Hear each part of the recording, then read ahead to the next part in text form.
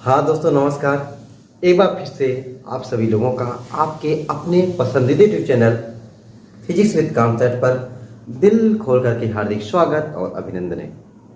तो दोस्तों आज की क्लास में हम सभी लोग संधारित्र तथा परावैद्युत चैप्टर का जो न्यूमेरिकल लगा रहे थे ना, उस न्यूमेरिकल को क्वेश्चन नंबर 12 से आगे बढ़ाते हैं और ज़्यादा से ज़्यादा क्वेश्चंस को लगाने का प्रयास यहाँ पे हम लोग करते हैं। तो दोस्तों आपको करना क्या है, आप लोग ना जब भी न्यूमेरिकल लगाने बैठा करो, एक रफ कॉपी और एक पेन आपके साथ जरूर होना चाहिए। स्टार्टिंग के पहले क्वेश्चंस आप लोग देखो कैसे लगाया जा रहा है, कैसे मात्रा कन्वर्ट किया जा रहा है, कैसे फार्मूला अप्लाई किया जा रहा है। उसको सीखने के बाद जैसे ही आप सीखिए, जैसे आपको लग रहा है कि हाँ अब हम देखने के बाद ना आपके अंदर खुद इतना आएगा कि अब तो क्वेश्चन पे मुझे खुद अटैक करना चाहिए। और जब आपको लगने लगेगा कि हाँ मुझे क्वेश्चन पे अटैक करना चाहिए, तो आप वीडियो को रोक करके क्वेश्चन पे तुरंत अटैक करना शुरू कर दिया करो। और क्वेश्चन को जब लगाओगे ना, भले से आंसर नहीं आए, भले से आपका आंसर मेरे आंसर से मैच ना करे, लेकिन आपके अंदर इतना कॉन्फिडेंस जरूर बढ़ेगा कि ये आंसर नहीं आया लेकिन अगले वाले क्वेश्चंस का आंसर मैं जरूर से जरूर ला सकता हूँ। ठीक है, बस आपको यही करना है और आप इस ऐसा करते चलेंगे और धीरे धीरे आपका मनोबल, आपका आत्मविश्वास बढ़ता जाएगा। और आपको यही करना है। आपका दोस्तों अगर मनोबल ऊंचा है, आपका विश्वास अगर दृढ़ है, तो आपको ना कठिन चीज़ें भी बहुत आसान लगेगी और बहुत आसानी तरीके से आप बड़े बड़े न्यूमेरिकल को धराशायी कर सकते हो। बिना देर किए हुए निकालिए रफ और पेन के साथ शुरुआत करते हैं आज धमाकेदार इस न्यूमेरिकल के साथ। आज की धमाकेदार वीडियो में ना आप देखो बहुत बड़े बड़े न्यूमेरिकल आपको मिलेंगे। ऐसे न्यूमेरिकल ना जो आप कहोगे रे सर इतने बड़े बड़े न्यूमेरिकल होते हैं। यस, न्यूमेरिकल बड़े होते हैं, लेकिन बड़े रहेंगे तो क्या हुआ, अपने को लगाना बहुत आसान तरीके से है। बस आप मेरे साथ केवल बने रहिए, कैलकुलेशन को देखते रहिए, आपको मजा जरूर आएगा और आपको ये लगेगा कि अब मैं फिजिक्स के न्यूमेरिकल को, जो बड़े बड़े न्यूमेरिकल होते हैं ना, ऐसे ऐसे न्यूमेरिकल को मैं भी अब लगा सकता हूँ। आपके अंदर ये कॉन्फिडेंस जरूर आएगा दोस्तों। तो आपके सामने क्वेश्चन नंबर 12 आ चुका है। क्वेश्चन नंबर 12 देखो क्या कह रहा है। क्वेश्चन नंबर 12 तक हो जाए, क्वेश्चन नंबर 13 शुरुआत करना। क्वेश्चन नंबर 13 क्या कह रहा है, धातु की दो आवेशित गोलों की त्रिज्याएं 5 सेंटीमीटर तथा 10 सेंटीमीटर है। दोनों पर अलग अलग 75 माइक्रोकूलम का आवेश है। किसी चालक तार द्वारा जोड़ने पर दोनों गोलों को जोड़ दिया जाता है। गणना कीजिए। पहला, जोड़ने के पश्चात गोलों का उभयनिष्ठ विभव। दूसरा, तार में से होकर स्थानांतरित आवेश की मात्रा तथा जोड़ने के बाद ऊर्जा में ह्रास। ये दोस्तों क्वेश्चन है, आप देख रहे हो ना। क्वेश्चन पहला ही आपके लिए कितना बड़ा है, कितना बड़ा क्वेश्चन है। देखिए बड़ा है तो क्या हुआ, हमको एक सिस्टम से, जैसे में सिस्टम से थ्योरी पढ़ा हुआ है, उसी सिस्टम से हमको क्या करना है, न्यूमेरिकल को लगाना है। ठीक है, तो शुरू करते हैं दोस्तों। यहाँ पे न्यूमेरिकल को हम लोग लगाना, तो न्यूमेरिकल लगाते हैं।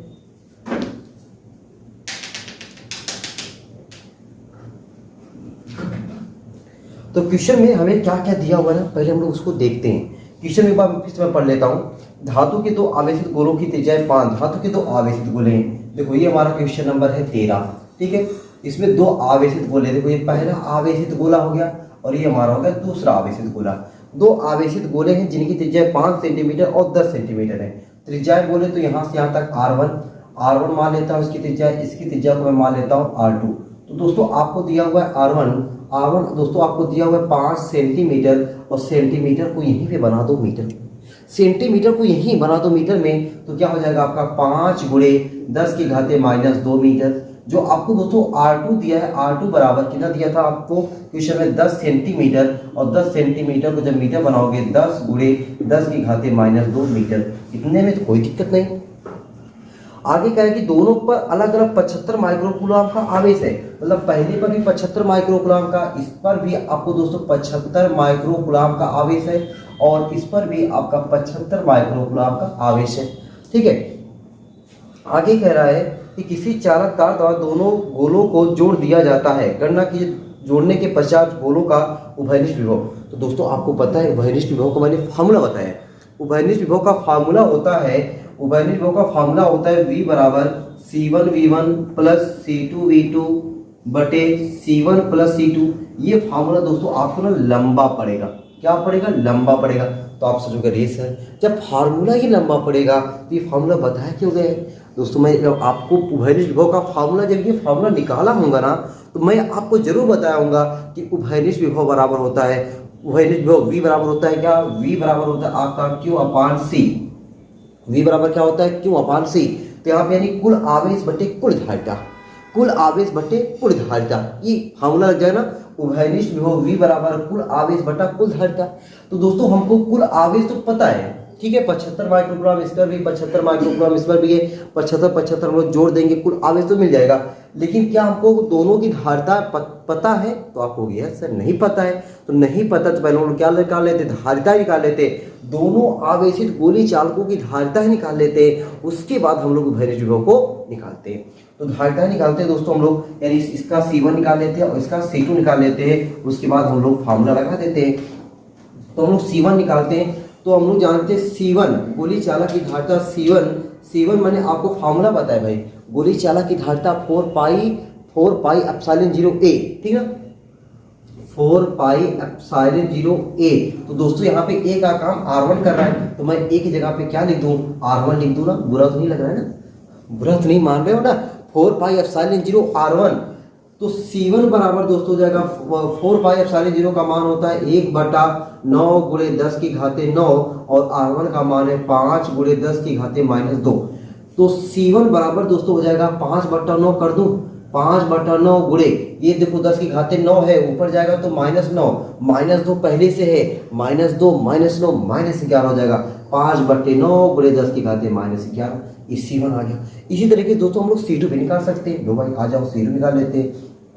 C2 बराबर क्या हो जाएगा formula, 4 pi epsilon 0 R2।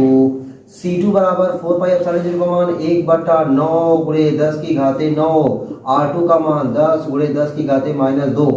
C2 बराबर क्या हो जाएगा 10/9 गुणे 10 की घाते -11, ठीक है। तो अब दोस्तों हमें C1 C2 मिल गया ना। जब दोस्तों को C1 C2 मिल गया है, अब तुम लोग उभयनिष्ठ विभव को निकाल ही सकते हैं। अब हम लोग क्या कर सकते हैं, उभयनिष्ठ विभव को निकाल ही सकते हैं। तो उभयनिष्ठ विभव हमारा क्या हो जाएगा, जो हमें पहला क्वेश्चन पूछा हुआ 13वीं वाले में, पहला उभयनिष्ठ विभव। तो हम लोग जानते हैं उभयनिष्ठ विभव बराबर क्या होता है, उभयनिष्ठ बराबर होता है कुल आवेश बटा कुल धारिता, कुल आवेश बटा कुल धारिता, कुल आवेश बटा कुल धारिता। उभयनिष्ठ विभव बराबर कुल आवेश बटा कुल धारिता। तो दोस्तों हम लोग लिख सकते हैं V बराबर कुल आवेश 75 माइक्रो कुलाम में, कुलाम में करें 10 घाते -6 प्लस 75 गुणे 10 की घाते -6 बटे कुल धारिता। कुल धारिता में अगर हम देखेंगे तो क्या हो जाएगा हमारा 5/9 गुणे 10 की घाते -11 प्लस 10/9 गुणे 10 की घाते -11। एक बार मैं चेक कर लूँ ये आपको दिखाई दे रहा है या नहीं दिखाई दे रहा है। चलो भाई थोड़ा दिखाई दे रहा है, समझ जाओगे आप लोग कितना दिखाई दे रहा है, ठीक। अब हमें इसको सॉल्व कर देंगे ना, इसको जब लोग सॉल्व करेंगे तो हमें क्या मिल के आएगा, हमें उभयनिष्ठ विभव का आंसर निकल के आएगा। तो V बराबर देखो हमारा क्या हो जाएगा 75, यहाँ भी 75, यहाँ भी 75 होता है 150, यानी 150 हो जाएगा 150 गुणे 10 की घाते -6 बटे दोनों का हर समान है। आपको यस सर हर समान है, दोनों का हर समान है। यहाँ पे 10 यहाँ पे 5 है, 10 5 15/9 क्या मैं लिख सकता हूँ 15/9 गुणे 10 की घाते -11, ठीक ना। देखो आसानी से मैंने जोड़ा, दोनों का हर समान है, हर समान होने पर अंशों को आपस में जोड़ देते हैं। अच्छा अच्छी वाली चीजें मैंने अप्लाई कर दिया, मजा आ गया। 10 5 15/9 गुणे 10 घाते -11। V बराबर अब देखो जरा 15 दहाई में 150 और ये 9 चला जाएगा ऊपर, 10 9 90 गुणे 10 की घाते -11 है, ऊपर जाएगा तो +11 हो जाएगा। तो V बराबर 90 गुणे 10 की घाते 11 में से 6 गया 5, 10 की घाते 5, तो हमारा हो जाएगा V बराबर 9 गुणे 10 की घाते 6, विभव का मात्रक वोल्ट। तो दोस्तों पता है आंसर किसका आ गया, ये जो आंसर आ गया, ये आंसर आ गया आपके उभयनिष्ठ विभव का फार्मूला, उभयनिष्ठ विभव का ये आंसर आ गया, ठीक। ये किसका आंसर आ गया, उभयनिष्ठ विभव का, ठीक है। आसान तरीके से आपने देखा कि 90 गुणे 9 गुणे लगाते 6 वोल्ट किस तरीके से है, बहुत ही आसान तरीके से मैंने आपको किया। मैंने जो पहले का जो फार्मूला निकाला है ना, उस फार्मूले पे मैंने नहीं लेकर आया, ताकि आपको V बराबर C1 V1 plus C2 V2 बटे C1 प्लस C2 ये फार्मूला मैं लगवाऊं। सिंपल फार्मूला, सिंपल तरीके से आंसर आया। अब दोस्तों हमें क्या पूछा हुआ था, अब दोस्तों हमसे पूछा हुआ है कि जोड़ने के पश्चात गोलों का उभयनिष्ठ हो गया, तार में से होगा स्थानांतरित आवेश की मात्रा।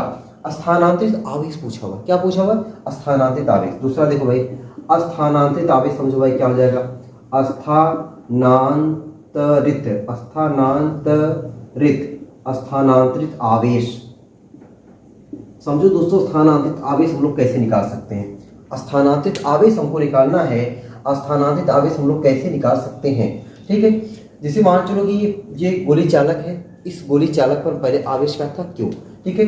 अब इसको किसी चालक तार द्वारा जोड़ दिया गया है। अब उस पर आवेश आ गया है कि मान लो कि Q1 डैश आ गया है, तो कितना आवेश स्थानांतरित हुआ तो हम लोग कह सकते हैं पहले Q1 था, अब Q1 डैश हो गया है, यानी Q1 माइनस Q1 डैश आवेश क्या हुआ, स्थानांतरित हुआ है। तो स्थानांतरित आवेश बराबर हम लोग क्या लिख सकते हैं, Q1 minus Q1 dash, Q1 minus Q1 dash, ठीक है। अब देखो Q1 का मान तो हमें पता है, Q1 का मान पता है हमें क्या, 75 माइक्रोकूलम, 75 गुणे 10 घाते माइनस 6, ठीक है, माइनस Q1 डैश जगह पे मैं क्या लिख सकता हूँ, C1V। Q1 डैश जगह पे मैं क्या लिख सकता हूँ, C1V। Q1 डैश बराबर क्या हो गया, C1V। मतलब गोली चालक को जोड़ने के बाद जो उसका उभयनिष्ठ C1V1 होना चाहिए था, ठीक है। मतलब C1V1 तो क्या लिखे भाई, तो जोड़ने से पहले वाला तो Q1 है, ठीक है। उसके बाद जोड़ने के बाद जो हमारा उभयनिष्ठ विभव हो जाएगा ना, तो C1V। अच्छा अब देखिए भाई, 75 गुणे 10 की घाते माइनस 6, ये तो ठीक है भाई, माइनस C1 का मान हमने निकाला, वाह भाई, C1 का मान हमने निकाला 5/9, 5/9 गुणे 10 की घाते माइनस 11 गुणे V। उभयनिष्ठ विभव का मान देखो यहाँ पर नहीं लिखा रहा, 9 गुणे 10 की घाते 6, 9 गुणे 10 की घाते 6। अब ये देखो, ये 9 तो चला गया, तो हमारा क्या बचा, 75 गुणे 10 की घाते माइनस 6 माइनस 5 गुणे 6 में से 11 जाएगा, 6 में से 11 जाएगा दोस्तों, जाएगा -5, 10 की घाते -5, 10 की घाते -5, ठीक है। अब देखो, अगर ये 10 घाते -6, यहाँ 10 घाते -5, दोनों घात तो सेम होना चाहिए, लेकिन यहाँ पे घाते सेम नहीं है। सेम बनाते हैं दोस्तों। अब देखो कैसे सेम बनाते हैं, यहाँ पे 75 गुणे 10 घाते -6, यहाँ मैं 50 गुणे 10 की घाते -6 में कह सकता हूँ, ठीक है। 50 गुणे 10 घाते -6, ठीक है।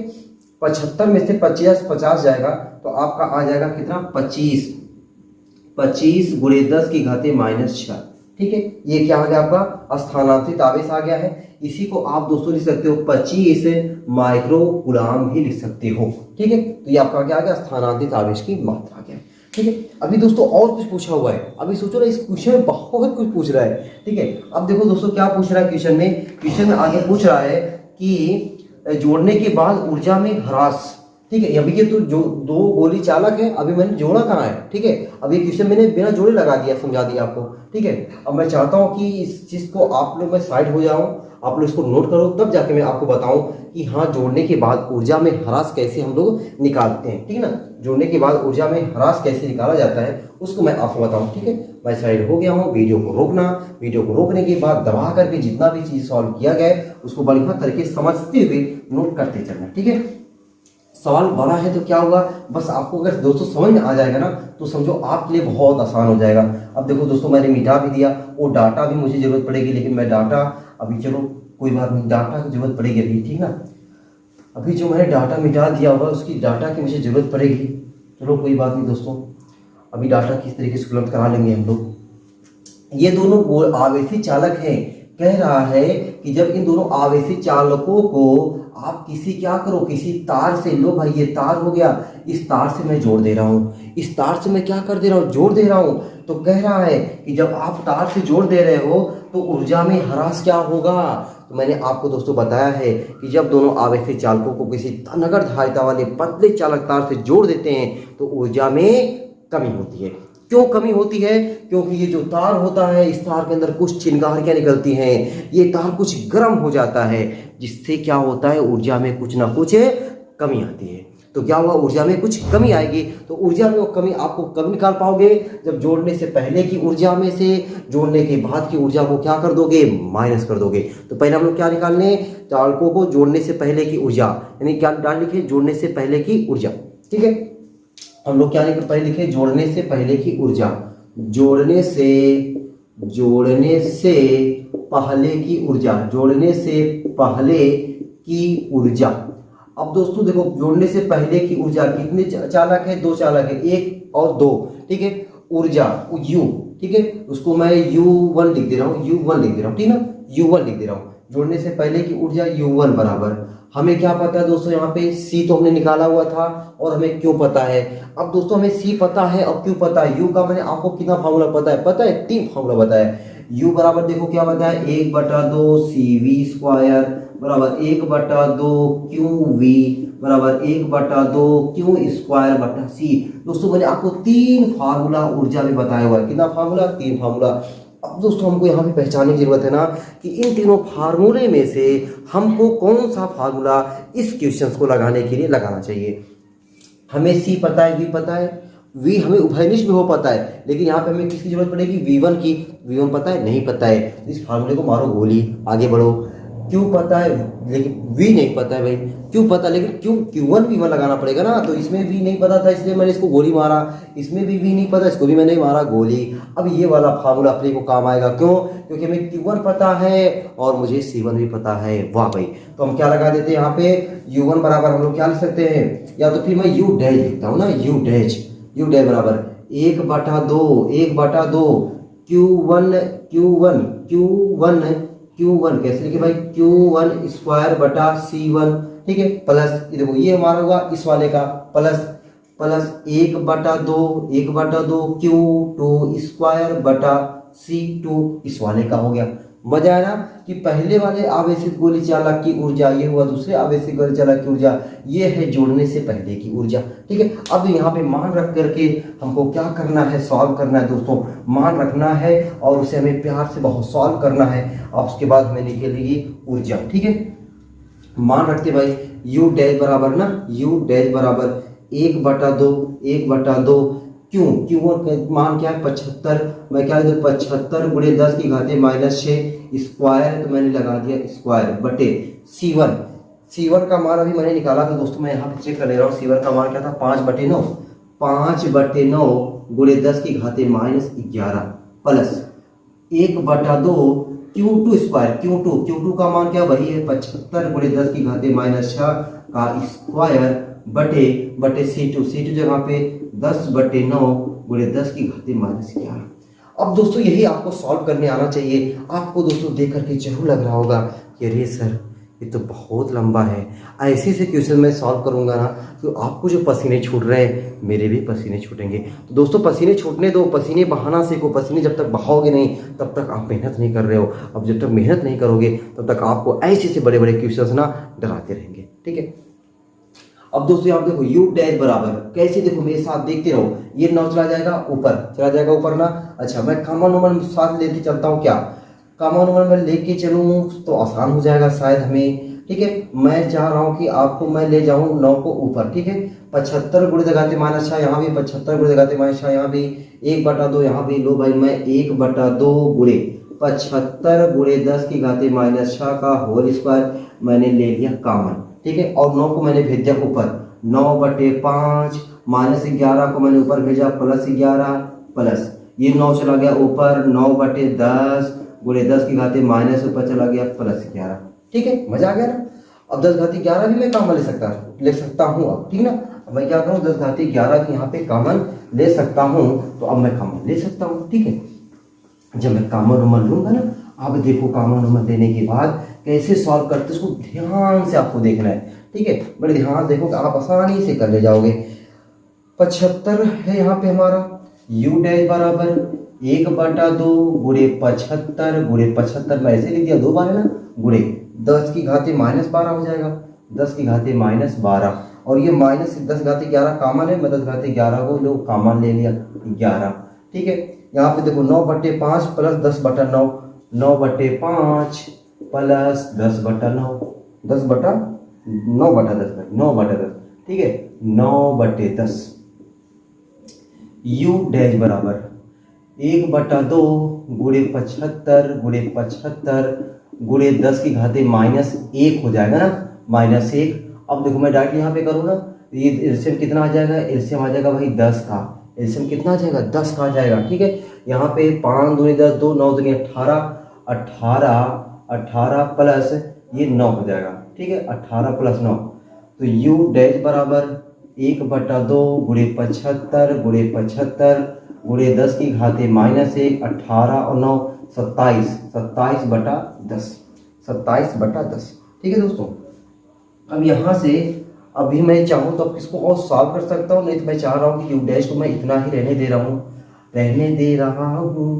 ठीक है। मैं चाह रहा हूँ यहीं पे रहने दे, क्योंकि मुझे कुछ करता तो नहीं दिख रहा है, ठीक है। बहुत कर सकता हूँ मैं 5 से अगर काट दूँ 5 से काट दूँ तो चल रहे हैं। यू डैश का मतलब है जोड़ने से पहले की ऊर्जा, जोड़ने के बाद की ऊर्जा, जोड़ने के बाद की ऊर्जा, जोड़ने के बाद की ऊर्जा, जोड़ने के बाद की ऊर्जा, ठीक है दोस्तों। जोड़ने के बाद की ऊर्जा यू डबल डैश लिख दो, ठीक है। U1 चाहे आप लिख सकते थे, यू डबल डैश मैं दे रहा हूँ जोड़ने के बाद की ऊर्जा, ठीक है ना। अब दोस्तों जोड़ने के बाद की ऊर्जा देखो क्या हो जाएगा, हमें C1 पता है, V भी पता है, तो 1/2 C1V square plus 1/2 C2V square, ठीक। तो यू डबल डैश बराबर क्या हो जाएगा दोस्तों, 1/2 V स्क्वायर कॉमन हो जाएगा, मुझे मिलेगा C1 प्लस C2, इसी में मान रखो, सॉल्व करो। यू डबल डैश बराबर 1/2, अब V अभी मैंने वैनिश विभव का मान निकाला था 9 गुणे 10 की घात 6, 9 गुणे 10 की घात 6, हाँ यस भाई, 9 गुणे 10 की घात 6 का होल स्क्वायर, ठीक है, होल स्क्वायर। C1 का मान क्या है 5/9, C1 का मान क्या है 5/9, 5/9 गुणे 10 की घात -11, 5/9 गुणे 10 घाते -11, 10 घाते -11 प्लस 10/9 क्या था भाई इसका मान, C2 का मान 10/9 गुणे 10 की घाते -11। इसी को सॉल्व करोगे हमें मिल जाएगा क्या, यू डबल डैश का मान, ठीक है। तो यू डबल डैश दोस्तों क्या हो जाएगा, यू डबल डैश बराबर यू, ए मैं कहाँ कर दूँ, यहीं पर दूँ क्या, यहाँ कर दे रहा हूँ ना। यू डबल डैश बराबर 1/2 गुणे 9 का 2 बार 9 9 81 हो जाएगा, 81 गुणे 10 की घाते 6 दूनी 12, 12 हो गया। वाह भाई वाह भाई, -11 कॉमन है ना, -11 को मैं कॉमन ही ले लूँ पहले, 10 की घाते -11 क्या हो गया, कॉमन हो गया, ठीक है। 5/9 प्लस 10/9 हर बराबर है, ठीक है, हर बराबर भाई समझो जरा, 5/9 यहाँ पे 10/9 हर समान है, तो 10 5 15, 15/9 डायरेक्ट ले दूँ क्या, गुणे 15/9, 15/9, ठीक।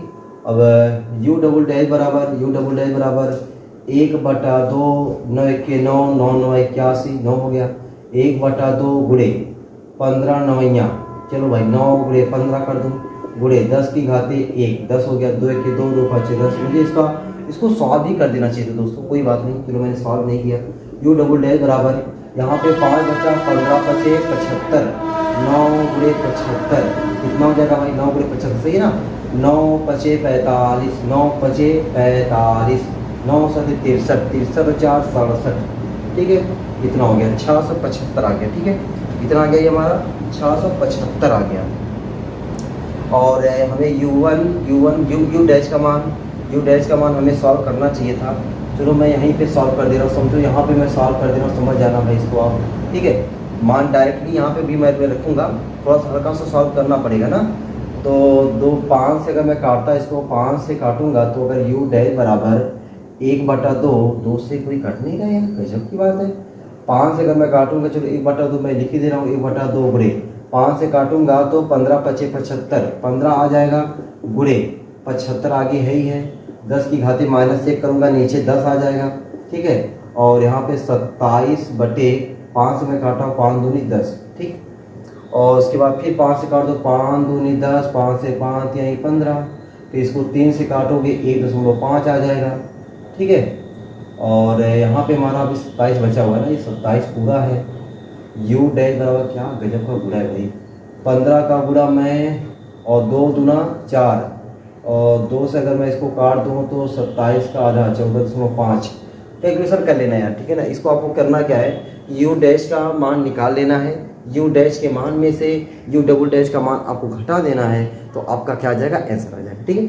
यू डैश का मान में से यू डबल डैश का मान आप घटाओगे, आपका आंसर आएगा, ठीक है। मैंने देखो इतना बड़ा कैलकुलेशन जब आप करोगे तो आप कर ले जाओगे, मैंने मैक्सिमम लगभग इससे होता है 99% कर दिया हुआ है, बस 1% आपको करना है। यू डैश का मान में से आप यू डबल डैश का मान घटाओगे, आपका आंसर आएगा। अगर आंसर नहीं आता तो आप कमेंट बॉक्स खुला हुआ है, आप कमेंट बॉक्स में कमेंट करिए यहाँ से मेरा आंसर नहीं है, ठीक है। उम्मीद करता हूँ कि आप लोग आंसर ला के ही छोड़ोगे, ठीक है। अब आते हैं दोस्तों हम लोग अगले वाले क्वेश्चन पर, क्वेश्चन नंबर 14, ठीक है। अब धीरे धीरे क्वेश्चन को ऐसे हर एक क्वेश्चन को लगाना, ठीक है ना। ये पहला वाला क्वेश्चन आपको बहुत बड़ा मिला है, और बहुत बड़ा था है नहीं, जितना बड़ा मैं कह रहा हूँ, ठीक है, लेकिन है कुछ ना कुछ बड़ा है, ठीक है। लेकिन आप जो एक बार और लगाओगे ना तो आपको लगेगा कि हाँ सर आसान है, बस केवल डेरिवेशन थोड़ा इसका जो है लंबा है हल्का सा। अब क्वेश्चन नंबर 14 धीरे धीरे आपके सामने आएगा और उसको आपको देखना है, देखने के बाद वीडियो को रोकना है और रोकने के बाद पहले एक बार आपको अपने मन से खुद प्रैक्टिस करना है। तो आपको देखना है क्या आपका आंसर मेरे आंसर से मैच खा रहा है या नहीं खा रहा है, ठीक है। तो क्वेश्चन नंबर 14 आपके सामने आ गया, ठीक है। अब दोस्तों क्वेश्चन नंबर 14 आपके सामने आ गया है। देखो क्वेश्चन नंबर कह रहा है कि एक समांतर प्लेट संधारित्र की प्रत्येक प्लेट का क्षेत्रफल 100 सेंटीमीटर स्क्वायर है तथा प्लेटों के बीच की दूरी 0.05 सेंटीमीटर है। इनके बीच एक परावैद्युत पदार्थ भर देने पर संधारित्र की धारिता 3.54 × 10 फैराड हो जाती है। पदार्थ के परावैद्युतांक की गणना कीजिए। बढ़िया सवाल है, फार्मूले पे सवाल है, बस हमें फार्मूले याद होने चाहिए। फार्मूले याद रहेंगे तो ऐसे ऐसे सवालों को हम लोग चुटकी में हल कर सकते हैं। चलिए भाई, सवाल में पहले क्या दिया हुआ है उसको हम लोग लिखते हैं। लिखा हुआ है एक समांतर प्लेट संधारित्र, ठीक ना, एक समांतर प्लेट संधारित्र की प्रत्येक प्लेट का क्षेत्रफल। अब देखो समांतर प्लेट संधारित्र मैंने आपको बताया है, देखो समांतर प्लेट संधारित्र वह युक्ति होती है जिसमें समान क्षेत्रफल की दो प्लेटें एक दूसरे से अल्प दूरी पर स्थित होती हैं तथा जिन पर बराबर और विपरीत आवेश होते हैं, ठीक है। ये हमारा क्या, ये जो मैंने डिवाइस बना दिया, ये डिवाइस क्या है, समांतर प्लेट संधारित्र है। तो समांतर प्लेट संधारित्र वह युक्ति होती है जिसमें समान क्षेत्रफल की, जो क्षेत्रफल इस प्लेट का है वही क्षेत्रफल इस प्लेट का है, समान क्षेत्रफल की दो प्लेटें देखो पहली प्लेट दूसरी प्लेट, दो प्लेटें एक दूसरे से बहुत कम दूरी पर स्थित होती हैं और दोनों प्लेटों पर क्या होता है, बराबर और विपरीत आवेश होते हैं, ठीक ना। तो क्वेश्चन में दोस्तों आपको दिया हुआ है कि एक समांतर प्लेट संधारित्र की प्रत्येक प्लेट का क्षेत्रफल बोले तो आपको एरिया ए दिया हुआ है। ए कितना दिया हुआ है, 100 सेंटीमीटर स्क्वायर। अब बताओ हम लोग क्या करेंगे, सेंटीमीटर स्क्वायर को मीटर स्क्वायर में कन्वर्ट करेंगे ना, मीटर स्क्वायर में कन्वर्ट करते हैं। 100 अपनी जगह पे, सेंटीमीटर में होता 10⁻², स्क्वायर है, आप भी स्क्वायर लगा दो, है ना। 10⁻² सेंटीमीटर को मीटर में कन्वर्ट किया जाता है। यहाँ पे घात 2 है, मैंने भी घात 2 चिपका दिया, तो ये क्या हो जाएगा, 100 × 10⁻⁴ लगा दो मैं -4, ये +2 ये -4 कितना हो जाएगा, -2 मीटर स्क्वायर। तो ए आपको आ गया, क्या आ गया, ए आ गया, ठीक है। आगे कह रहा है तथा प्लेटों के बीच की दूरी डी आपको दोस्तों दिया हुआ है, डी बराबर 0.05 सेंटीमीटर। हालांकि सब कुछ सेंटीमीटर में दिया था, मुझे सेंटीमीटर सॉल्व कर देना चाहिए, कोई बात नहीं। सेंटीमीटर में दिया है तो 0.05 अपनी जगह पे, सेंटीमीटर को मीटर बनाओगे 10⁻² मीटर हो जाएगा, ठीक ना। अब इसको और सही से अगर लिखना चाहोगे, दशमलव फ्री करना चाहोगे, दशमलव यहाँ से यहाँ जाएगा, 10⁻² वैसे ही हो जाएगा। तो d बराबर 5 × 10⁻², दशमलव को यहाँ से यहाँ तक ले जाने में, और 10⁻² पहले से वहाँ पे है ये, तो ये क्या हो जाएगा, 5 × 10⁻⁴ मीटर, ठीक। परावैद्युत पदार्थ भर देने पर, इनके बीच एक परावैद्युत पदार्थ भर देने पर संधारित्र की धारिता यानी सी जो है 3.54 × 10⁻10 फैराड हो जाती है। तो बताओ भाई, पदार्थ के परावैद्युतांक की गणना करना है हमको, कैपिटल के का मान निकालना है, ठीक है, कैपिटल के का मान निकालना है। अब दोस्तों आप अगर देखोगे, आपको क्या दिया है, कैपिटल ए दिया है, आपको डी दिया हुआ है, आपको सी दिया हुआ है, के पूछ रहा है। अब समांतर प्लेट संधारित्र की धारिता का मैंने फार्मूला पढ़ाया हुआ है आपको, वह सूत्र यहाँ पे क्या लग जाएगा, सूत्र सी बराबर A∈0/d, कैपिटल के A∈0/d, ये सूत्र लग जाएगा मेरे प्यारे दोस्तों। सी बराबर कैपिटल के A∈0/d, ये अपना क्या है, फार्मूला है। अब दोस्तों इस फार्मूले को पे मान रख करके हमको क्वेश्चंस को क्या करना है, धीरे धीरे सॉल्व करना है। मान रखते हैं यहाँ पे हमें सी का मान दिया हुआ है 3.54 × 10⁻10 बराबर कैपिटल के का मनवय हमसे पूछ रहा है, ए का मनवा हमको दिया हुआ है 10⁻², 10⁻²। अब साइलेंट 0 का मान 8.85 × 10⁻12 बटे दोस्तों डी का मान हमको दिया हुआ है 5 × 10⁻⁴, ठीक है। अब इसी को हमें सॉल्व कर देना है, इसी को हमें क्या करना है, सॉल्व करना है। अब यहाँ पे दोस्तों पे को घबराना नहीं, सॉल्व करने में ना, यहाँ आप देख रहे हो 5 है ना, यानी 5 से कटेगा, 5 से काटो भाई, 5 से काटूंगा तो 5 × 1 = 5, कितना बचा 3, 5 3 3 आ जाएगा, तो 5 × 7 = 35, फिर 3 बचा, फिर 5 × 7 = 35, 1.77 × 10⁻12। हमें कैपिटल के का मान चाहिए, तो कैपिटल के बराबर 3.54 गुणे 10 की घाते -10 पहले से है, -4 यहाँ पे इधर आ जाएगा तो ये 10 घाते -4। ठीक है, अब देखो मैं डायरेक्ट कर दूँ क्या? नहीं, डायरेक्ट नहीं करता हूँ। 1.77 गुणे 10 की घाते -2 गुणे 10 की घाते -12। ठीक है, अब दोस्तों इसी को सॉल्व कर देना है। अब देखो कैपिटल के बराबर, अब देखो ये क्या हमारा, ये 2 बार जाएगा क्या? 2 बार जाएगा भाई, एकदम पक्का 2 बार जाएगा। ठीक है, और देखो ये 10 4 14, 12 2 14, अरे लो भाई 12 2 14 ये घात, 10 4 14 ये घात कर गया, और ये 2 देखो 2 बार जा रहा है ना, 7 दूनी 14, 7 दूनी 14 15। ठीक है, 2 से पूरा करोगे ये पूरा मान आ जाएगा, तो के बराबर क्या आ गया? 2 आ गया। लो भाई बढ़िया क्वेश्चन था, आसान क्वेश्चन था। कैपिटल के का मान कितना आ गया? 2 आ गया। ठीक है, तो ऐसे ऐसे क्वेश्चंस आपको मिलते हैं, बहुत हाई फाई वाले क्वेश्चंस नहीं मिलते हैं, और ऐसे क्वेश्चंस पता है आपके एग्जाम में भी आते हैं। ठीक है, आप क्या करते हो, आपको जो नंबर मिला ना, ये सब नंबर देख के आप डर जाते हो। आपको नंबर देख के नहीं डरना है, आपको ना फार्मूला याद होना चाहिए, फार्मूले पे मान रखना है, धीरे धीरे डेरिवेशन को आगे बढ़ाना है। जब आप धीरे धीरे डेरिवेशन को बढ़ाओगे तो आप यकीन नहीं करोगे यार इतना आसान भी होता है। ठीक है, तो आपको आसान मिला, और ऐसे क्वेश्चंस आपके एग्जाम में आते भी। ठीक है, चल भाई क्वेश्चन नंबर 14 हो गया। अब दोस्तों हम लोग आते हैं क्वेश्चन नंबर 15 की तरफ। ठीक है, अब क्वेश्चन नंबर 15 देखते हैं। तो दोस्तों आपको क्वेश्चन ना 14 जैसे आसान मिला ना, वैसे आपको 15 भी बहुत ही आसान मिलने वाला है। ठीक है, मैं साइड हो गया हूँ, वीडियो को रोक करके ना ऐसे ऐसे क्वेश्चन को क्या करना है, एकदम भाराशाही कर देना है। अपने रफ कॉपी या फिर रफ कॉपी में ट्राई करना है, फेयर कॉपी में इसको उतार लेना बढ़िया तरीके से, ताकि लगे कि हाँ भाई ऐसे क्वेश्चन है मेरे पास। और ऐसे क्वेश्चंस को हमें टाइम पे क्या करना है, बार बार रिवीजन करना है। जितना रिवीजन करेंगे उतना ही क्वेश्चन हमारे लिए क्या होंगे, आसान होंगे। अब दोस्तों क्वेश्चन नंबर 15 दोस्तों आपके सामने आ गया है। क्वेश्चन नंबर 15 कह रहा है कि एक वायु संधारित्र की धारिता, ठीक है, वायु संधारित्र की धारिता 20 माइक्रोफैरड है। यदि उसकी प्लेटों के बीच कोई अन्य माध्यम रखने पर धारिता 12 माइक्रोफैरड हो जाए तो माध्यम के परावर्तन की गणना कीजिए। वाह भाई बढ़िया क्वेश्चन है। एक वायु संधारित्र की धारिता आप, मैं केवल सी लिख दे रहा हूँ। सी हमको कितना दिया है? सी दिया है हमको दोस्तों 2 माइक्रोफैरड। ठीक है, यदि उसकी प्लेटों के बीच कोई अन्य माध्यम रखने पर धारिता, देखो सी मतलब धारिता, एम मतलब मीडियम रखने पर धारिता कितना हो जाता है?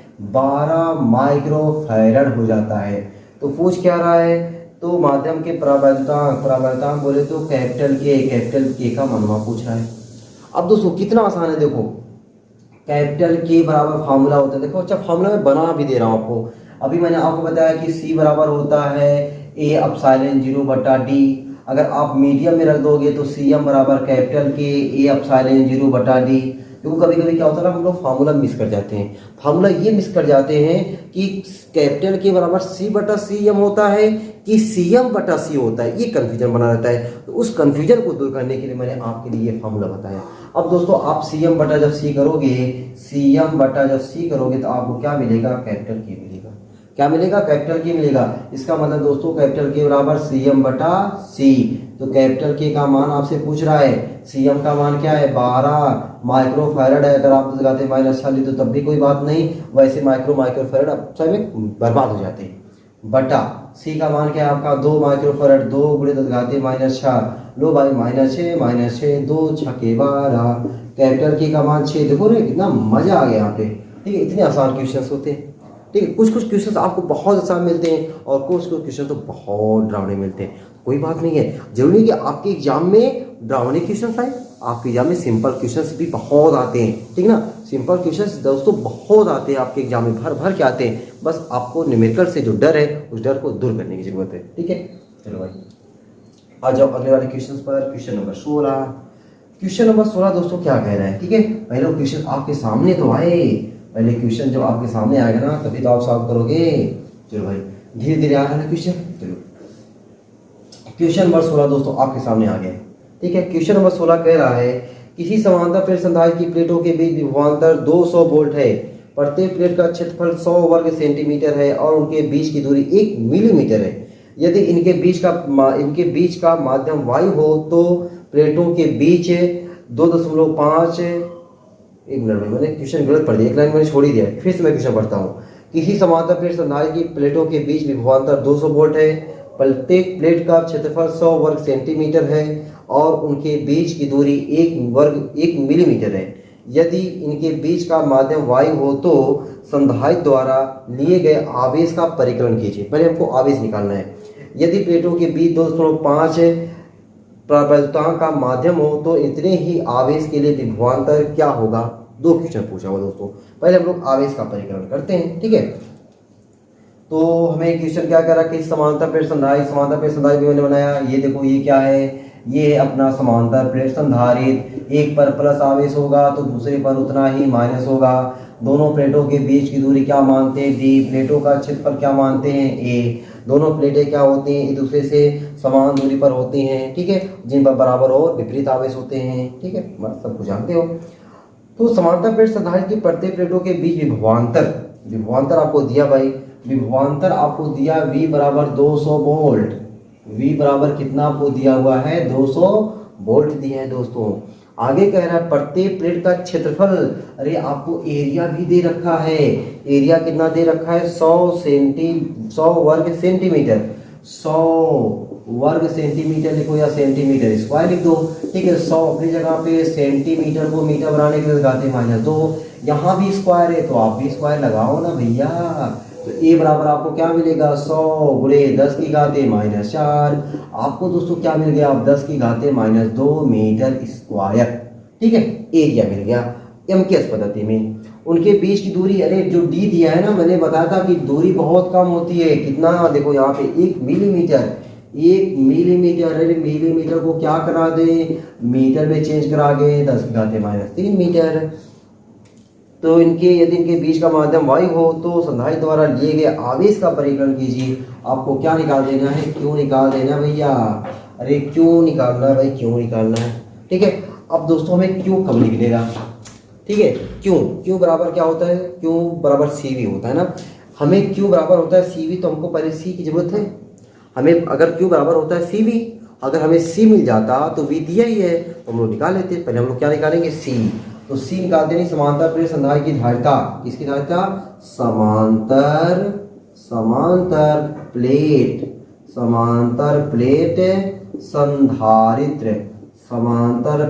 संधारित्र की धारिता।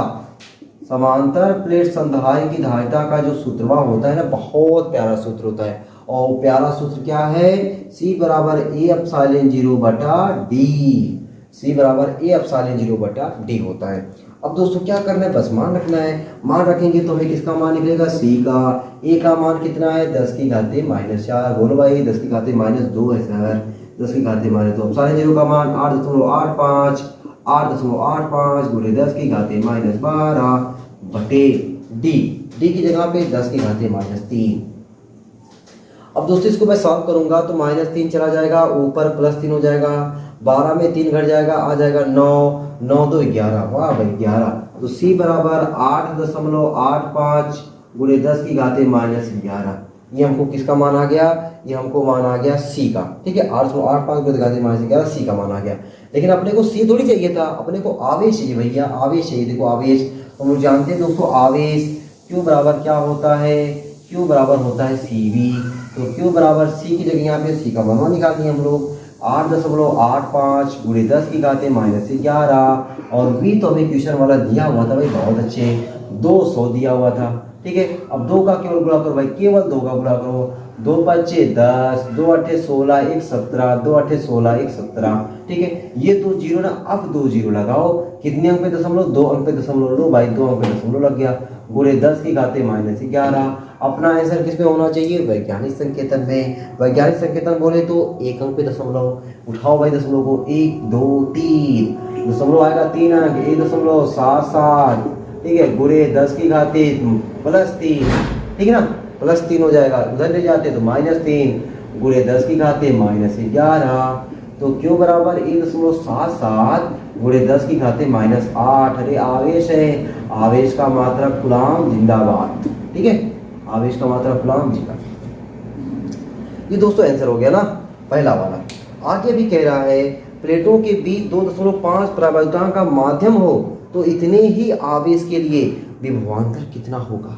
कह रहा है कि अब विभवांतर कितना होगा अगर हम प्लेटों के बीच, जैसे प्लेट है इस प्लेट के बीच में अगर हम लोग क्या रख दें, कोई प्रावधान का माध्यम रख दें, 2.5 प्रावधान का कोई माध्यम आ जाए। अच्छा, अब दोस्तों अगर बताओ जरा मुझे कि जब ये प्लेट था, तब ये प्लेट था तो इसका जो विभवांतर था, विभवांतर की अगर मैं बात करूं, V बराबर क्या होता है, Q/C। V बराबर क्या होता है, Q/C। और C की बात करें अगर हम लोग, C का फॉर्मूला A एप्सिलॉन 0 बटा D, तो V बराबर Q बटा A एप्सिलॉन 0 बटा D। ये तब के लिए दोस्तों फार्मूला लगेगा जब प्लेटों के बीच में क्या हो, वायु या निर्वात हो। अगर दोस्तों प्लेटों के बीच में प्रभावितांक रख दिया जाएगा तो वहां पे कैपिटल के जुड़ेगा, और कैपिटल के हमेशा एप्सिलॉन 0 के साथ ही जुड़ता है। ठीक है, मैंने मजे की बात आपको बताया कि कैपिटल के हमेशा एप्सिलॉन 0 के साथ ही जुड़ता है, तो उसको मैं मान लूँ V डैश, तो V डैश बराबर हो जाएगा Q बटा कैपिटल के A एप्सिलॉन 0 बटा D। अब बताओ मेरे भैया, इस वाले में और इस वाले मान में आपको क्या फर्क दिख रहा है? तो आप कहोगे सर मान तो सब सही दिख रहा है। क्या मान सब सही दिख रहा है कि Q बटा A एप्सिलॉन 0 बटा D भी यहाँ भी है, Q बटा A एप्सिलॉन 0 बटा D यहाँ भी है, मतलब यहाँ पे K का भाग हो जा रहा है। ठीक है, यानी ये जो आपका मनवा देख रहे हो ना, जो मैं रेड वाला देखो जो गोला कर रहा हूँ, ये मान किसका है, V का है, बस नीचे भाग हो गया K का। तो अब जो नया विभवांतर होगा तो मैं फार्मूला क्या बना सकता हूँ कि जो नया विभवांतर होगा ना, जो नया विभवांतर होगा उसको मैं नाम रखूंगा V डैश, और V डैश बराबर होगा V बटा K। V डैश नाम रख दूं, V डैश बराबर क्या हो जाएगा, V डैश बराबर हो जाएगा V बटा K। ये मुझे कहाँ से मिला, ये मुझे यहाँ से मिला जो मैंने आपको यहाँ समझाया। ठीक है, तो दोस्तों आपको V का मान पता है, क्वेश्चन वाला दिया है 200 और K का मान कह रहा है कि 2.5। बस मेरे भैया इसी को सॉल्व कर दो। दशमलव नीचे हटाना है तो जीरो कहाँ बढ़ेगा, ऊपर बढ़ेगा। दशमलव नीचे हटाना है ना, तो जीरो ऊपर बढ़ा दो, 2000 बटा 25। अब देखो 25 8 200 होता है 80। अब नया विभवांतर कितना आ गया, 80 वोल्ट आ गया। ठीक है, तो प्रावैधुतांक के आ जाने पर विभवांतर क्या हो गया, कम हो गया। ठीक है, धारिता क्या हो जाएगी, धारिता बढ़ जाएगी। ठीक ना, धारिता बढ़ जाएगी दोस्तों, लेकिन विभवांतर क्या हो जाएगा, कम हो जाएगा। ठीक है, चलो तो ये दोस्तों हो गया क्वेश्चन नंबर 16। अब दोस्तों हम लोग आते हैं क्वेश्चन नंबर 17 पर। ठीक है, क्वेश्चन नंबर किस पर आते हैं, क्वेश्चन नंबर 17 पर आते हैं। ठीक है ना, तो आपके सामने इसका डेरिवेशन है, डेरिवेशन को वीडियो को रोकना है, रोकने के बाद इसके डेरिवेशन को छापना है। ठीक है, चलो भाई बढ़िया तरीके से एकदम वीडियो को रोक करके बढ़िया तरीके से छापना, मिटा दे भाई। चलो अगले क्वेश्चन पाते हैं हम लोग धीरे धीरे। अब आप लोग को समांतर प्लेट संधारित्र करना, जो न्यूमेरिकल है ना वह न्यूमेरिकल अब आपको थोड़ा बहुत इजी लगने लगा होगा। अब आपको लगने लगा होगा कि भाई फार्मूला बस वही फार्मूला है, C बराबर A एप्सिलॉन 0 बटा D, या फिर अगर कोई प्रावैधुत माध्यम रख दिया जाएगा तो C बराबर कैपिटल के A एप्सिलॉन 0 बटा D। बस यही फार्मूले है, और इस फार्मूले में हमें मात्रक बार बार चेंज करना पड़ रहा है। अरे तो मात्रक चेंज करना आपके दो तो आ ही गया है। ठीक है, और कुछ तो करना है नहीं। ठीक है, अब देखो भाई क्वेश्चन नंबर हमारा कौन सा आ गया, 17। क्वेश्चन नंबर 17 दोस्तों आपके सामने हाजिर हो गया है। ठीक है, उसका स्वागत करते हैं। आइए क्वेश्चन नंबर 17 देखो, बड़ा लंबा लिखा हुआ, क्या लिखा है, तांबे की दो प्लेटों के बीच जिनमें प्रत्येक का क्षेत्रफल 100 सेंटीमीटर स्क्वायर है, एक कागज रखा है। कागज की मोटाई 0.005 सेंटीमीटर और उसका परावर्तनांक 2.5 है। यदि कागज 5 गुणे दगाते 5 वोल्ट प्रति सेंटीमीटर वैद्युत क्षेत्र सहन कर सकता है तो अधिकतम वोल्टता ज्ञात कीजिए। यानी विभवांतर पूछ रहा है जिससे कि संधारित्र आवेशित किया जा सकता है। संधारित्र में कितना आवेश एकत्र होगा, आवेश भी पूछ रहा है। ठीक ना, तो पहले हमें क्या निकालना है, पहले हमें विभवांतर निकालना है, और विभवांतर निकालने के बाद हमको क्या निकालना है, हमें आवेश निकालना है। ठीक है, बहुत सही, कोई बात नहीं भाई, बढ़िया सवाल है, बढ़िया सवाल है भाई। अब दोस्तों हम लोग सवाल को लगाते हैं ना, जब सवाल को लगाएंगे देखो भाई सवाल में क्या क्या दिया हुआ है, पहले उसको समझते हैं। तांबे की दो प्लेटों के बीच की दूरी, देखो ये तांबे की पहली प्लेट हो गई और ये तांबे की क्या हो गई, दूसरी प्लेट हो गई। तांबे की दो प्लेटों के बीच जिनमें प्रत्येक का क्षेत्रफल 100 सेंटीमीटर स्क्वायर है। मैंने बताया दोनों का एरिया क्या होता है, सेम होता है भाई, समान रहेगा तभी तो समांतर प्लेट संधारित्र कहलाएगा। तो ये आपको दिया हुआ है, ये आपको दिया हुआ है 100 सेंटीमीटर स्क्वायर। इसको क्या करेंगे, मीटर स्क्वायर में चेंज करेंगे। देखो कैसे चेंज करते हैं, 100 अपनी जगह पे, सेंटीमीटर जगह पे 10 घाते -2, घात 2 लगा, घात 2 आप ही लगा दो, तो क्या हो जाएगा 100 गुणे 10 की घाते -4, तो ये हो जाएगा 10 की घाते -2 मीटर स्क्वायर। ठीक, आपने एरिया को क्या कर दिया, मीटर में चेंज कर दिया। आगे कह रहा है अच्छा क्षेत्रफल, एक कागज रखा है, अब इसके बीच में क्या रखा है, कागज रखा गया ना, ठीक है। तो कागज की मोटाई 0.05 सेंटीमीटर। लो भाई मैंने मान लिया कि देखो ये आपने कोई कागज रख दिया है, ठीक है, ये आपका क्या है, कोई कागज है, इस तरीके से मोड़ के इस तरीके से इसको क्या कर दिया, कागज को इसके बीच में रख दिया गया है। और इस कागज की जो मोटाई है इसको मैं मान लेता हूँ टी, कागज की मोटाई क्या है टी, ठीक है, डेरिवेशन में मैं इसको टी माना भी हूँगा ना, टी आपको दिया है। कागज की मोटाई जो टी है दोस्तों वह कितना है, 0.005 सेंटीमीटर है। और इसको मैं चाहता हूँ कि मैं क्या बना दूँ, मीटर बना दूँ। जब मीटर बनाऊंगा तो 0.005 और सेंटीमीटर जगह पे 10 घाते -2 मीटर हो जाएगा। एक बार और जरा देख लो, इसको दशमलव फ्री कर दूं मैं, इसको क्या हो जाएगा 5 गुणे 10 की घाते -3, आगे है 10 की घाते -2, ये मिला जुला के हो गया 5 गुणे 10 की घाते -5। अब जो किया हो गया ये मीटर हो गया, ठीक है। और उसका प्रवर्तांक, और इस जो कागज है ना, इस कागज का प्रवर्तांक हमको दिया है, कैपिटल के का मनवा दिया है, कैपिटल के का मनवा है 2.5 है। यदि कागज 5 गुणे 5 वोल्ट प्रति सेंटीमीटर वैद्युत क्षेत्र सहन कर सकता है, वैद्युत क्षेत्र हमको ई दिया हुआ है, वैद्युत क्षेत्र ना ई 5 गुणे 10 घाते 5 वोल्ट प्रति सेंटीमीटर, तो वोल्ट प्रति सेंटीमीटर है। अब देखो सेंटीमीटर आ गया, सेंटीमीटर क्या बनाना है, मीटर बनाना है, ठीक ना। तो हम क्या कर सकते हैं, ई बराबर 5 गुणे 10 की घाते 5 वोल्ट बटे सेंटीमीटर जगह पे 10 की घाते -2 मीटर हो जाएगा, -2 जाएगा ऊपर, तो 5 गुणे 10 की घाते 5 2 7 हो जाएगा। अब जाएगा वोल्ट प्रति मीटर, वोल्ट प्रति मीटर, ठीक ना। इतना वैद्युत क्षेत्र सहन कर सकता है। तो क्या कह रहा है कि अधिकतम वोल्टता ज्ञात कीजिए, यानी हमको क्या पूछ रहा है, V का मान पूछ रहा है, ठीक है, अधिकतम वोल्टता V का मान पूछ रहा है, ठीक है। अब देखो भाई हम लोग कैसे निकालते हैं, हमने आपको दोस्तों फार्मूला बताया है V बराबर E इंटू डी, ठीक ना। हमने फार्मूला क्या बताया है कि V बराबर E इंटू डी, ठीक। अच्छा ये फार्मूला कैसे बनता है, मैंने फार्मूला आपको, इस फार्मूला कैसे बनता है मैंने आपको बताया, वैद्युत क्षेत्र की तीव्रता और विभव प्रवणता में संबंध।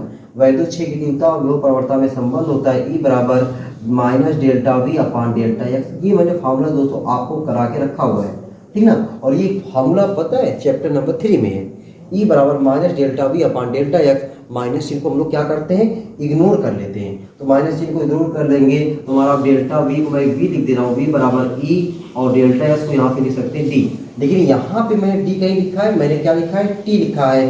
तो जो हमारा फार्मूला बनेगा V बराबर E इंटू टी हो जाएगा, ना कि D हो जाएगा ना, बल्कि मैं यहीं पे चेंज कर दे रहा हूँ, E into T, E into T. यहाँ पे लिखा हुआ D, लेकिन यहाँ पे D नहीं होता है, क्या होता है, D होता है, लेकिन हमने D की जगह पे क्या माना है, T माना। क्यों, क्योंकि कागज की मोटाई दिया है, ना कि प्लेटों के बीच की दूरी है। प्लेटों के बीच की दूरी यहाँ से यहाँ तक D मानते हैं ना, ये D हम लोग मानते हैं ना। तो यहाँ से विभवांतर तो निकल ही जाएगा। अब देखो कैसे विभवांतर निकल जाएगा, तो V बराबर E का मान हमें पता चल गया ना, 5 गुणे 7, 5 गुणे 10 की घाते 7 इंटू T, और T का मान क्या है हमारा, 5 गुणे 10 घाते -5, 5 गुणे 10 की घाते -5। बस दोस्तों आपको केवल मात्रक चेंज करने आना चाहिए, 5 × 25, 25 गुणे 10 की घाते 2, ठीक है, या तो फिर आप लिख दो 2500 वोल्ट, ठीक है, 2500 वोल्ट आ गया, ठीक है, 2500 आपको क्या मिल गया, वोल्ट मिल गया। आगे अभी और पूछा हुआ है कि संधारित्र में कितना आवेश एकत्र होगा, ये आवेश पूछ रहा है, आवेश। तो आवेश क्यों, यानी अब देखो दूसरा क्वेश्चन कह सकता हूँ, क्यों बराबर क्या होता है, CV। क्यों बराबर क्या होता है, CV। क्या आपने कहीं C निकाला है, नहीं निकाला है, तो पहले आपको क्या निकालना पड़ेगा, C निकालना पड़ेगा। तो दोस्तों इस फार्मूले को लगाने से पहले हम लोग क्या निकालें, पहले हम लोग C निकालें, ठीक ना। पहले हम लोग क्या निकालें, C बराबर क्या होता है, A/0/D, ठीक है, या कैपिटल K भी है तो capital K A/0/D, capital K नहीं रहता तो A/0/D लगाते हैं ना। हाँ, तो C बराबर दोस्तों हो जाएगा कैपिटल K की जगह पे 2.5, A की जगह यहाँ पे 10 की घाते -2, ठीक है। अब सारे जो जगह पे 8.85 0.86 ठीक ना, 8.85 गुणे घाते -12 बटे, अरे D का मान क्या है भाई, D अरे भाई डी हमें नहीं पता यार, प्लेटों के बीच की दूरी जो हमें डी, अच्छा डी का काम हमारा टी कर रहा है ना, डी का काम हमारा कौन कर रहा है, यहाँ पे टी कर रहा है। तो मैं यहाँ पे डी की जगह यहाँ पे क्या लिख दूँ, यहाँ में टी लिख दूँ। और टी हमारा कितना है, 5 गुणे 10 की घाते -5, 5 गुणे 10 की घाते -5, ठीक है। तो यहाँ से हमें क्या निकल जाएगा, ये सी निकल जाएगा ना। तो 5 1 5, 5 5 25, 0.5 हो गया। ये -5 ऊपर जाएगा तो +5 जाएगा। तो सी बराबर 5 का गुणा मैं इसमें भी कर दूँ, 5 5 25, 5 8 40, 40 2 42, 5 8 40, 40 4 44, 2 अंक पे दशमलव, 2 अंक क्या, 2 अंक यहाँ पे, 1 अंक यहाँ पे, 3 अंक, 3 अंक पे दशमलव बोले तो यहाँ पे दशमलव आ गया, 3 अंक पे दशमलव, गुणे -2 -12 -14, ये जाएगा +9 5, तो हो जाएगा -9 10 की घाते -9, ये आ गया सी। हमें क्या चाहिए, क्यों चाहिए दोस्तों, हम जानते हैं क्या, क्यों बराबर क्या होता है, सी वी होता है।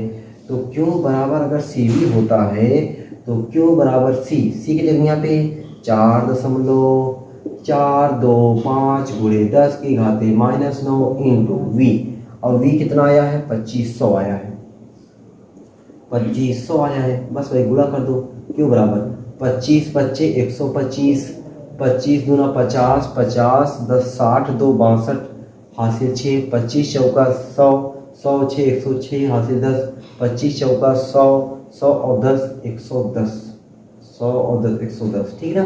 कितने अंक पे दशमलव, 3 अंक पे दशमलव, 2 जीरो बचा, 2 जीरो भी लगा दे रहा हूँ, 3 अंक पे दशमलव 1 2 3, यहाँ पे दशमलव लग जाएगा, ठीक है। तो हमारा मिला जुला के अच्छा दशमलव का यहाँ से 1 2 3 4 यहाँ पे लेकर आते हैं, क्यों बराबर 1.10625 पूरे 10 की घाते कितना गया भाई हमारा, ये 2 जीरो मैंने सही लगाया ना, सही लगाया मैंने, ठीक है। यहाँ पे 3 अंक, और देखो मैंने 10 घाते -9 छोड़ ही दिया, पूरे 10 की घाते -9। तो यहाँ पे 10 की घाते यहाँ से करने पे 1 2 3 4, 10 की घाते +4 और ये 10 की घाते -9। तो क्यों बराबर दोस्तों हो जाएगा 1.1 गुणे 10 की घाते -5, ये आपका आंसर हो गया, ठीक ना। देख लो मैं हर एक कैलकुलेशन को आपके सामने कर रहा हूँ ताकि आप क्या करो, उसको आसानी तरीके से कैलकुलेशन को बढ़िया तरीके से एकदम सीख सको। 0 to हीरो मैं कैलकुलेशन में आपको बनाने का एकदम पूरा प्रयास कर रहा हूँ, ठीक है दोस्तों। तो हम लोग का क्वेश्चन नंबर हो गया 17 तक। आज हम लोगों ने कितना क्वेश्चन लगाया, मैं 13 से क्वेश्चन शुरू किया हूँ, 13 5 17 केवल 5 ही क्वेश्चन लग पाया, ठीक है ना। चलो कोई बात नहीं दोस्तों, आप लोग हम लोग मिलेंगे अगली वीडियो में। अगली वीडियो हम लोग क्या करेंगे, इसके आगे के क्वेश्चंस को लगाएंगे। आज की वीडियो में थोड़ा सा क्वेश्चंस थोड़े लंबे लंबे थे, कोई बात नहीं, क्वेश्चंस लंबे और छोटे ये तो मिलते रहेंगे। बस आपको रेगुलर टाइम पे जब अगर वीडियो मिलती रहेगी ना, तो आपका ये कोर्स ना एकदम कोर्स की आप चिंता ही मत करो। बस आप ये चिंता करो ना कि आपको जो चीज़ें मिल रही हैं क्या उसको आप बढ़िया तरीके से ले पा रहे हो, क्या आपको बढ़िया तरीके से समझ में आ पा रही है या नहीं आ रही है। अगर बढ़िया तरीके से समझ में आ रही है दोस्तों, तो चीज़ें ना आगे पीछे सब कुछ एडजस्ट हो जाएगा एकदम बढ़िया तरीके से। आपकी बात पूरा एकदम न्यूमेरिकल बताना है, तो न्यूमेरिकल बताने में तो टाइम तो लगेगा ही, तो टाइम लगेगा, कोई बात नहीं, बस आपको सीखना है भाई। सीखने के लिए आप यहाँ पे उपस्थित हो, ठीक है। तो आपसे मिलते हैं अगली वीडियो में। आप लोग ऐसे ही हंसते रहना, मुस्कुराते रहना, पढ़ाई लिखाई को शानदार जबरदस्त तरीके से करते रहना। अगर आप चैनल में पहली बार हो तो चैनल को दूर दूर तक एकदम गोली की तरह फैला देना। अगर आपको अच्छा लगा हो तो चैनल को सब्सक्राइब भी करना, लाइक भी करना और शेयर भी करना। फिर मिलते हैं आपसे अगली वीडियो में, तब तक के लिए सबको बाय बाय।